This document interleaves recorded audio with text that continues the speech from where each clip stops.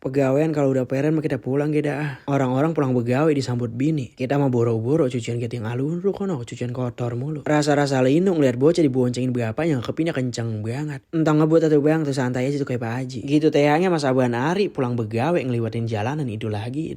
Wayahnya kita namanya nyari rejeki. Sampai rumah mah kita bebenah lah kalau kagak mau nyuci kita siapa yang mau nyuci namanya perjaka. Sebelum ngegilingin cucian tong ngapain lupa ada sholat mah. Membentaran doang. Doa paling utama mah biasa jodoh. Nanti abis bebenah mah kita urupnya mah ngopi. No gue menyetok ya abis renceng. Lah udah andalan kita banget kopi kapal api. Sekarang kan kapal api lagi ngadain program gebiar 100 umroh. Gue mah lagi ngumpulin bungkusnya ini kali ya rezeki kita. No yang ada logo gebiar 100 umrohnya. Caranya gampang banget, bentar gue ngegilingin pakaian dulu. Sebelum gue jelasin atau gue nyeduh kopi dulu dah ya. Sayang ini gue.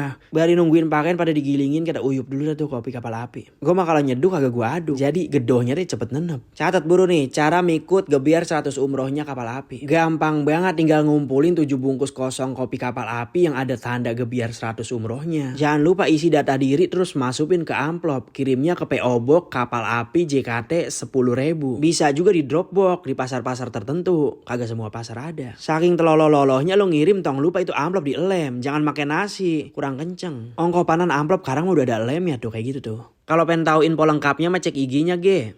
Nih akunnya @kapalapi_id.